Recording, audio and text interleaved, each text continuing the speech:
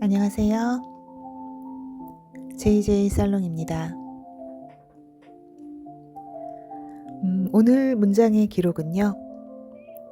무라카미 하루키의 문장을 작정하고 가지고 왔습니다. 왜냐하면 어쩌다 보니 의도한 건 아니었는데요. 시리즈에 쿤데라, 셀린저, 도스토옙스키 이렇게 연속해서 제가 좋아하는 작가들이 등장했거든요.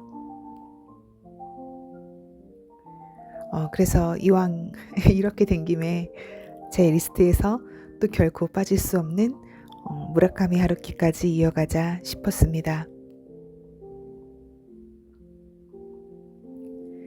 그래서 오늘은 하루키의 문장을 소개하겠습니다.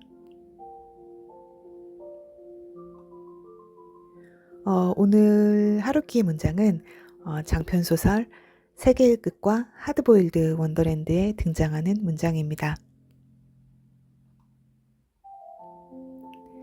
우선 문장을 먼저 읽어보겠습니다. 그녀의 몸에는 밤새 소리 없이 큰 눈이 내린 것처럼 살이 잔뜩 붙어 있었다. 어떠신가요? 한눈에 하루키 하고 느끼셨나요? 저는 그랬습니다. 우리가 보통 하루키식 문장이라고들 하잖아요.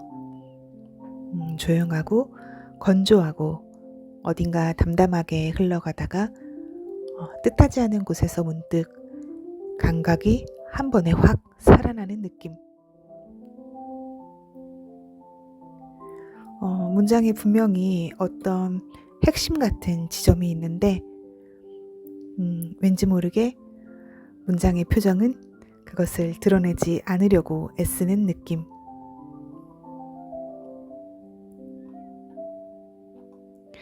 문장의 표정은 수줍어 하면서 감추는 느낌.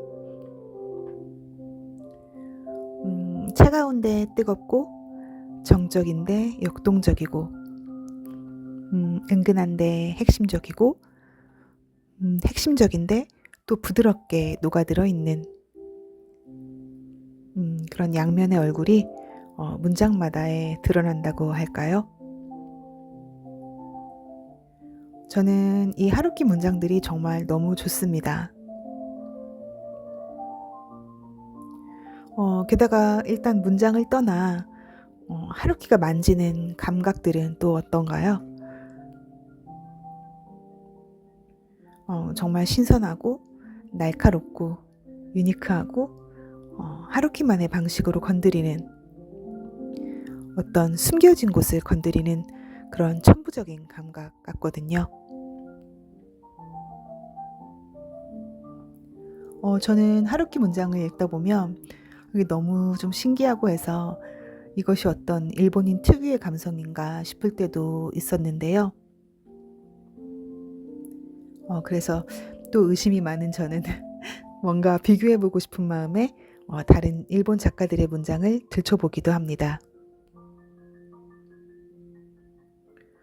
그런데 그때마다 느끼는 것은 그들의 문장도 아름답고 일본인 특유의 섬세한 면이 있지만 하루키와는 분명히 다른 것 같습니다.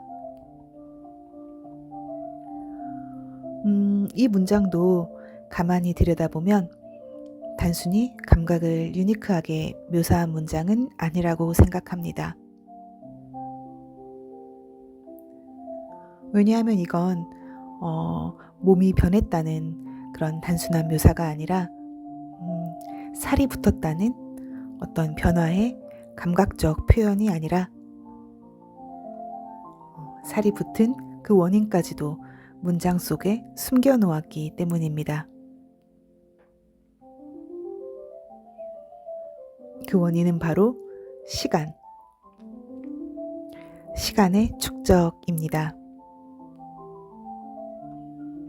그것도 밤새 소리 없이 큰 눈이 내린 것처럼 이라고 표현하잖아요. 눈이라는 건 내릴 때는 잘 느껴지지 않지만 아침이 되면 완전히 다른 풍경을 만들어 놓잖아요. 제 생각엔 이 문장이 표현하는 바도 그런 것 같습니다. 어느 순간 갑자기 변한 것이 아니라 아무 소리 없이 조금씩 그러나 분명하게 쌓여온 시간. 그 시간이 결국 몸 위에 형태를 남긴 것처럼 느껴지게 합니다. 이 문장은 또 감각을 시간처럼 쌓이게 만듭니다. 감각을 시간으로 축적합니다.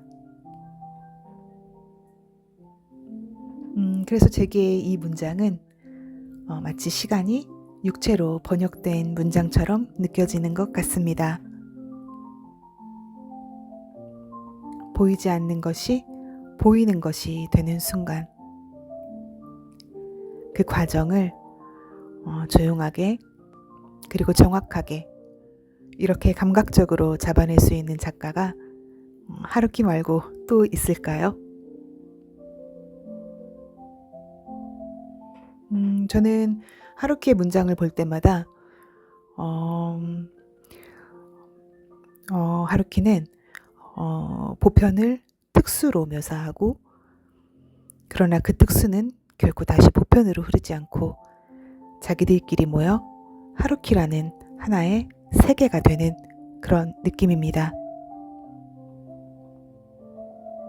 그래서 저는 이런 하루키식 문장이 정말이지 너무 좋습니다.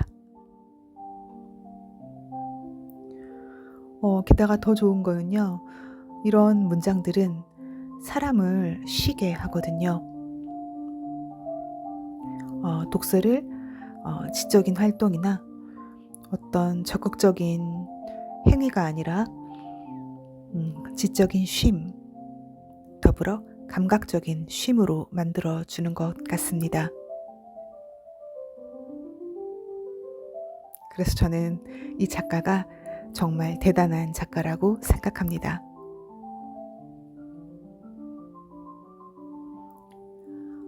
여러분은 이 문장을 어떻게 느끼셨나요? 이 장면을 떠올리셨을 때 포근히 살이 오른 한 여자의 모습에서 조용히 쌓여온 시간의 감각이 함께 따라왔는지 문득 궁금해집니다.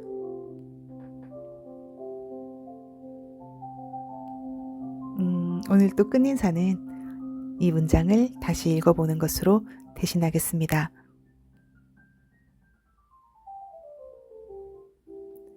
그녀의 몸에는 밤새 소리 없이 큰 눈이 내린 것처럼 살이 잔뜩 붙어 있었다.